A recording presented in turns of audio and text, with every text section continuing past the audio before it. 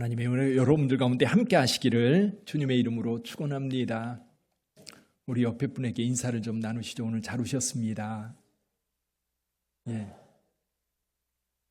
예. 앞에 분에게도 인사하세요. 뒤에 분에게도요.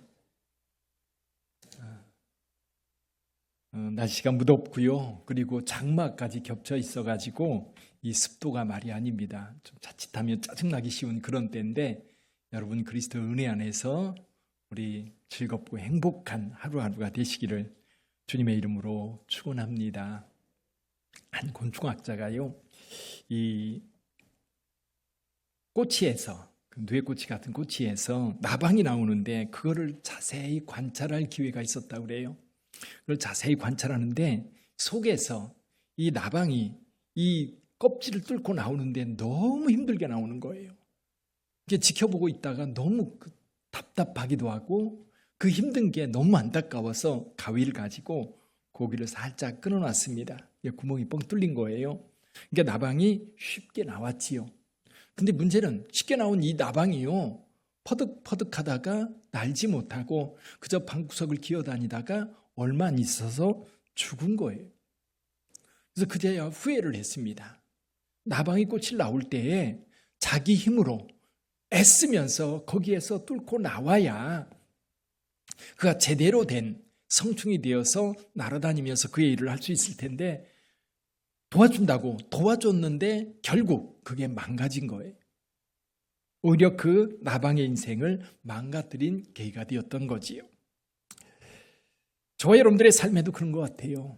오늘 여러분들의 삶을 돌아보면 아마 여기 계신 분들 상당히 많은 분들이 한 번쯤은 죽고 싶다, 그럴 정도로 심각한 고통과 시련이 있었을 겁니다. 돌아보면 그때 어떻게 내가 이 시련을 극복하고 여기에 왔는지, 여기까지 왔는지 이해가 되지 않을 정도로 그런 은혜가 여러분들 각자에게 있었을 거예요. 그래서 야고보서 1장 3절 4절에 보면 이렇게 말씀을 하고 있습니다. 한번 같이 읽어볼까요? 이는 너희 믿음의 시련이 인내를 만들어내는 줄 너희가 알미라. 인내를 온전히 이루라. 이는 너희로 온전하고 구비하여 조금도 부족함이 없게 하려 함이라. 너희의 믿음의 시련이 인내를 만들어내고 그 인내를 온전히 이루면 마침내 내가 온전하고 구비된 자로 살아갈 수 있다라고 이야기하는 겁니다. 자, 그런 시련을 다 극복하고 오늘 다윗이 드디어 이스라엘의 왕이 되었습니다. 할렐루야. 다윗이 왕이 된 이유가 뭘까? 왕이 되어서 사실은 다윗은 이스라엘의 3000년 역사 가운데 가장 위대한 왕으로 인정받고 있습니다. 물론 다윗은 공과 또 과가 있어요. 공도 있지만, 그리고 다윗의 인생을 보면 부족한 부분도 분명히 있었어요. 죄를 저지른 부분도 있고 하나님 앞에 벌받을 때도 있었습니다. 그럼에도 불구하고 그가 위대한 왕이 될 수 있었던 것, 그리고 적어도 오늘 본문의 말씀에 보면 왕이 되고 있는 상황인데요, 다윗이 왕이 될 때는 전쟁을 통해서 왕이 된 게 아니에요. 투쟁을 통해서 왕이 된 게 아니에요. 왕조가 바뀔 때는 언제나 피비린내 나는 싸움이 있습니다. 언제나 그랬던 것 같아요. 고려시대에서 조선시대로 바뀔 때 얼마나 혹독한 시련이 있었습니까? 어쩌면 우리나라가 이조시대에서 지금 대한민국으로 바꾸는 과정에 여러분 여러 사건들이 있었지요. 일제강점기와 6.25 전쟁, 여러 이런 환난을 겪으면서 오늘 우리에게까지 왔습니다. 그러니까 넘어갈 때 고통이 없이는 넘어가지 않는 것 같아요. 다윗 같은 경우 정적들을 숙청하는 일에 힘을 쓴 것도 아니고 피비린내나는 전투를 통해서 그가 어떤 지역을 점령해 왕이 된 것도 아닙니다. 온 백성들이 나와서 우리의 왕이 되어달라고 부탁하는 내용을 오늘 본문을 통해서 우리가 볼 수 있어요. 지금까지도 어렵고 힘든 상황이었지만 이제 드디어 왕이 되었어요. 아마 여러분들의 삶에도 왕이 될 때가 있었을 거예요. 한 나라의 왕이 된다고 해서 그것만이 다 왕은 아닌 것 같아요. 여러분이 결혼식 끝나고 나서 그 기쁨 주체할 수 없었을 거예요. 어떤 젊은이는 대학에, 자기가 원하는 대학에 들어가서 너무너무 행복하고 즐거웠을 거예요. 어떤 친구는 자기가 들어가고 싶은 회사에 들어가서 그렇게 행복하고 또 그렇게 기쁠 수가 없었을 거예요.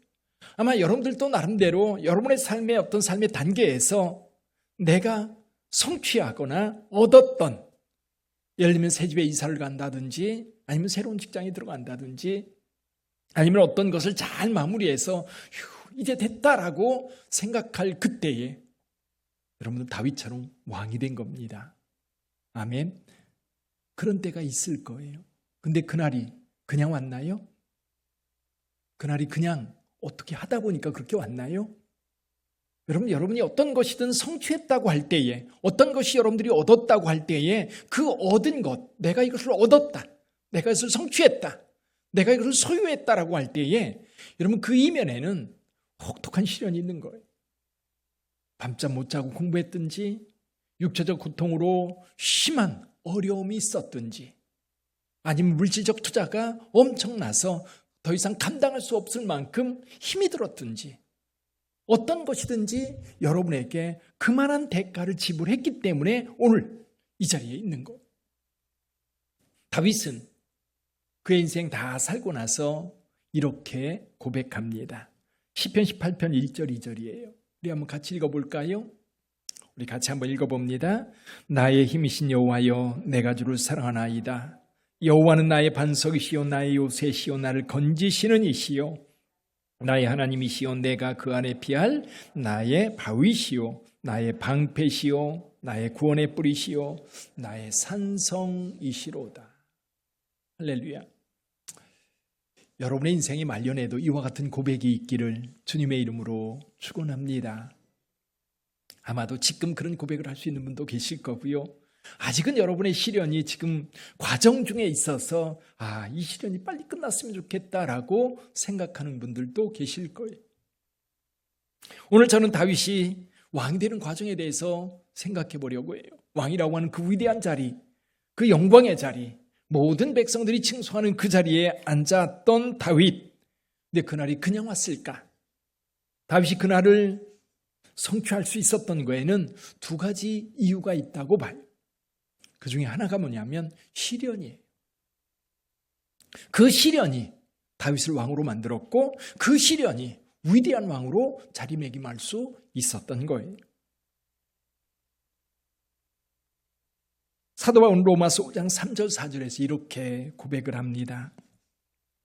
다만 이뿐 아니라 우리가 환난 중에도 즐거워하나니 이는 환난은 인내를, 인내는 연단을, 연단은 소망을 이루는 줄 알미로다.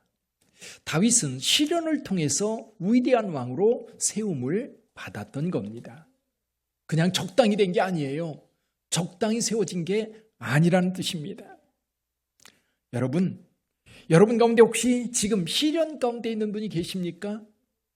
지금 어려움 가운데 있는 분들이 계십니까?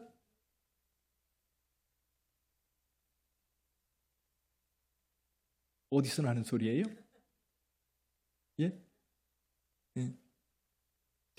예.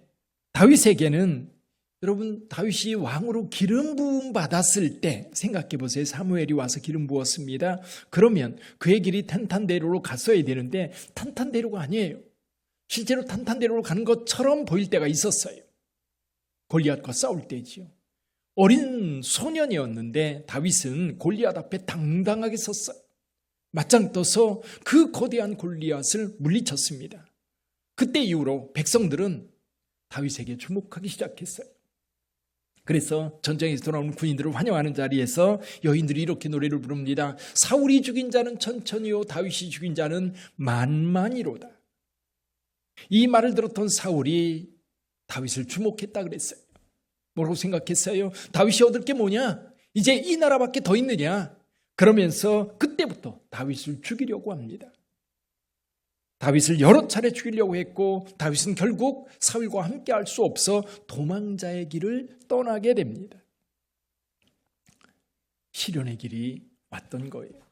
계속해서 죽음의 위기 가운데 있었지만 이제 왕궁을 떠나서 방황하는 광야를 떠돌아다니는 그런 삶을 살아갈 때 다윗은 광야에서 정말 혹독한 시련을 보냈던 거예요.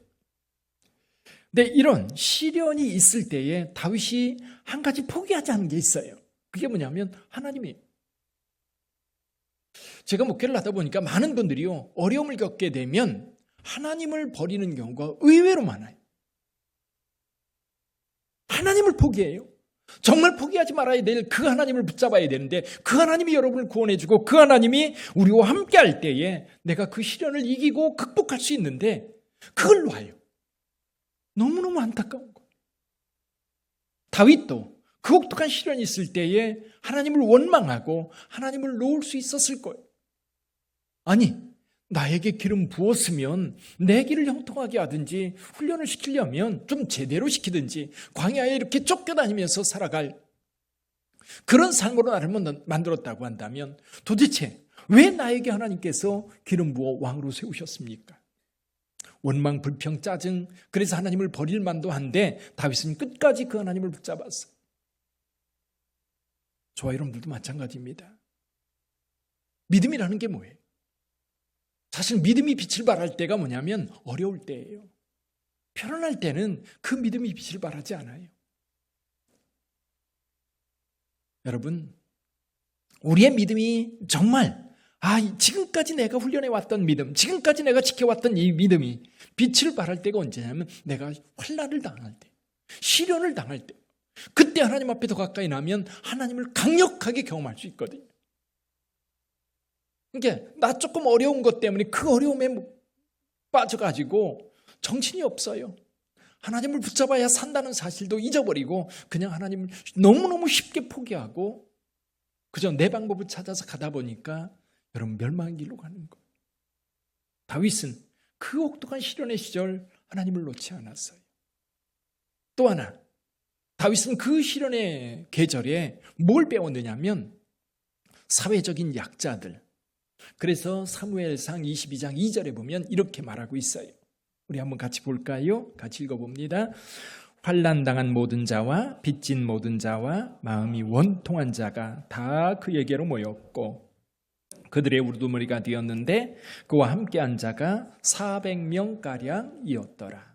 아둘람 동굴에 거할 때에 다윗의 가족들 뿐만 아니라 이렇게 사회적으로 버림받은 자들이 거기에 모여들었어요.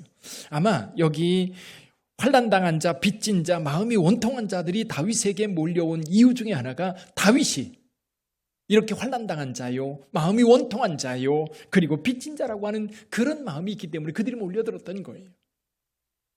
다윗이 그냥 당당하게 군대 장관으로만 있었다면 아마 이런 사람들은 몰려들지 않았을 거예요.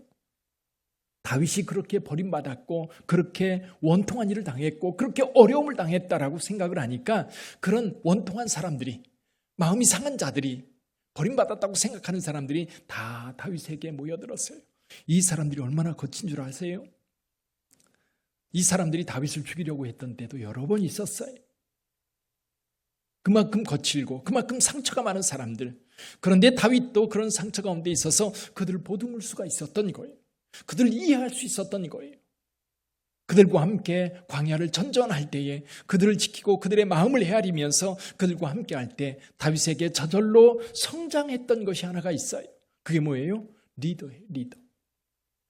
리더십. 그 거친 사람들을 어떻게 이끌어야 될지를 그 광야에서 배웠던 겁니다. 요셉이 보디발의 집에서 그리고 왕의 감옥에서 행정 경험을 쌓아갈 수 있었던 것처럼 그 시련 속에서 그냥 지난 게 아니에요. 여러분들도 마찬가지예요. 여러분이 세상을 살면서 어떤 시련이 닥쳐왔을 때 그 시련은 언제나 시련으로 끝나지 않아요. 하나님은 그 시련을 통해서 여러분들을 연단하십니다. 그리고 여러분을 정금같이 나오게 만들어요. 그걸 바라본다면 우리는 우리 하나님을 붙잡고 그 시련의 길 당당하게 걸어갈 거예요. 사랑하는 성도 여러분, 다윗이 지금 왕이 될 수 있었던 것, 그 시련의 과정을 겪었기 때문입니다. 그 시련 없이 어떻게 리더가 될 수 있었으며 어떻게 한 족속의 왕이 되고 더 나아가 이스라엘의 전체 왕이 될 수 있었을까요? 여러분, 다윗이 처음에는 400명이었어요. 그래서 나중에 600명이 됩니다. 그러다가 시글락이라고 하는 한 성의 성주가 돼요. 그리고 더 나아가서 유다라고 하는 지파의 왕이 되었다가 드디어 한 나라 12지파 전체의 왕이 되고 있습니다. 성장해 가는 거예요. 성장해 가는. 우리의 믿음도 마찬가지입니다. 만약에 어느 자리에서 그냥 머물러 있으면 성장할 수 없을 거예요. 그런데 다윗 같은 경우는 이 시련을 통해서 성장해 갈 수 있었던 겁니다. 또 하나, 다윗에게 이미 시련을 통해서 말씀드렸지만 다윗은 끝까지 포기하지 않은 게 있어요. 그게 뭐예요? 하나님이셨어요. 하나님 포기하면 다 포기하는 겁니다. 그리고 하나님을 다윗은 언제나 그의 삶의 중심에 뒀어요. 예를 들면 골리앗과 싸울 때에 골리앗이 이스라엘 만왕의 왕을 저주하면서 그냥 조롱합니다. 이때 다윗의 마음속에 어떤 분노가 일어나요? 만군의 여호와 하나님을 모독한다? 만군의 여호와 하나님을 모독하는 너에게 내가 만군의 여호와 하나님의 이름으로 나아간다 하면서 그를 물리칩니다. 사울이 자신을 죽이려 할 때에 죽을 고비도 숱하게 넘기지만 반대로 다윗이 사울을 죽일 수 있는 기회도 절호의 기회가 찾아왔어요. 적어도 성경에는 2번 이상 찾아왔어요. 다윗이 사울을 죽이지 않습니다. 사울이 존경할 만한 사람이어서요? 또 다윗을 그만큼 다윗에게 많은 것을 해주어서요? 아니에요. 지금 다윗을 죽이려고 쫓아다니고 있는 거잖아요. 그런데 사울을 죽이지 않은 이유, 하나님 때문이에요. 하나님 때문에. 하나님께서 기름 부어 세웠다면, 하나님의 권위로 세움받은 사람이라고 한다면 내가 그에게 손대면 안 된다는 거예요. 저와 여러분들 마찬가지예요. 교회 안에서도 하나님의 형상을 따라 지음받은 사람을 내가 존귀히 여기고 하나님 때문에 성격이 좀 개팍해도 그를 사랑할 수 있고, 하나님 때문에 내가 좀 손해를 봐도 손해를 감수하고, 무엇 때문에? 하나님 때문에. 그럴 때에 하나님께서 그도 귀하게 여기시는 것 같아요. 다윗은 언제나 하나님 중심의 삶을 살았습니다. 하나님의 권위를 늘 삶 속에 인정하고 살았던 것. 사랑하는 성도 여러분, 저 여러분들의 삶도 마찬가지예요. 어떤 상황이 와도 하나님을 포기하지 않고 하나님과 함께하는 여러분 되시기를 주님의 이름으로 축원합니다.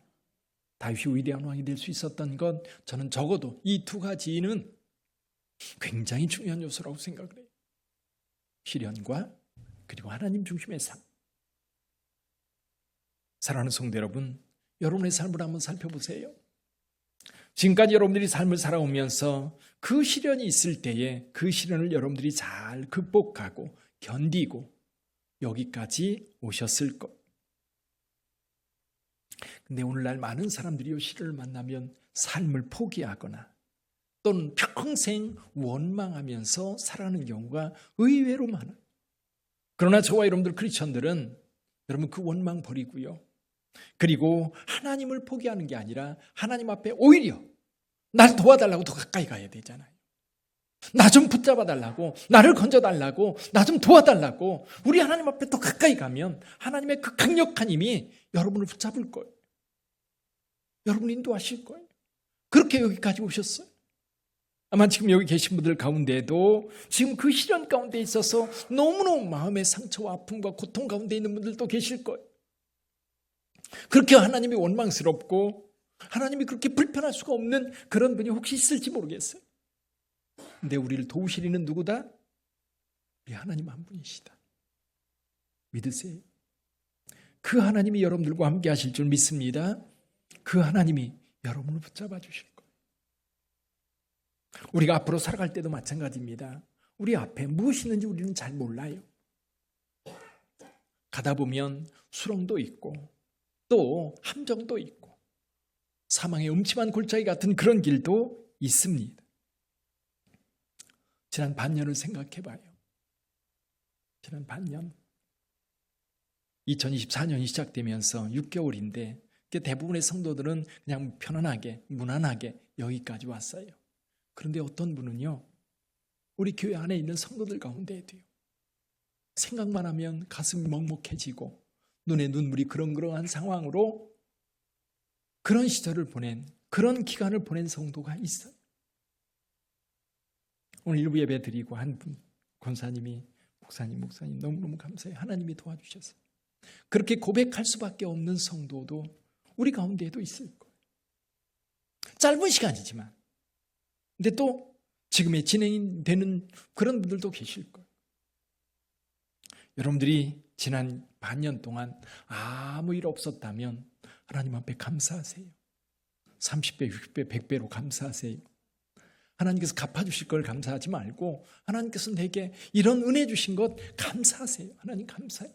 하나님 너무너무 감사해요. 또 그런 환난 가운데에서 극복하게 건져주셨다면 더 감사하세요. 우리 하나님께서 나에게 이런 은혜를 주셨군요. 또 환난 중에 있는 분들이라면 하나님께서 그렇게 건져주실 것을 믿고 감사하세요. 그럼 우리 하나님께서 그 일을 통해 우리 하나님을 더욱 영화롭게 할 수 있도록 여러분들 선하게 인도하실 줄 믿습니다.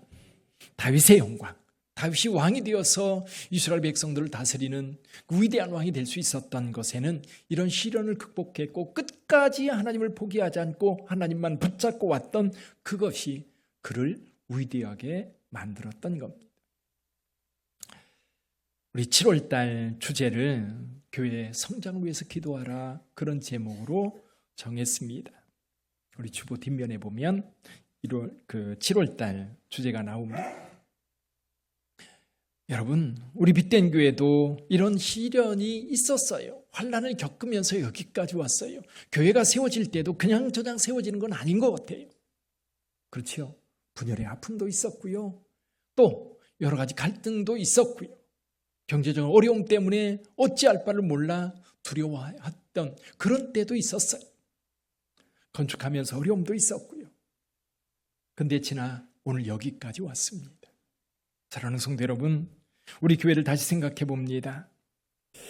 하나님의 말씀을 따라 순종하려고 하는 성도들이 있는 한, 하나님의 마음을 품고 복음을 들고 거리로 나가는 성도들이 있는 한, 교회를 생각하며 눈물 그렁그렁 흘리면서 하나님 앞에 눈물로 기도하는 성도들이 있는 한, 그리고 교회에 오는 성도들을 맞이하면서 성도들의 삶을 위해서 안타깝게 기도하는 성도들이 있다면 우리 빛된 교회는 하나님께서 위대하게 사용하실 줄 믿습니다.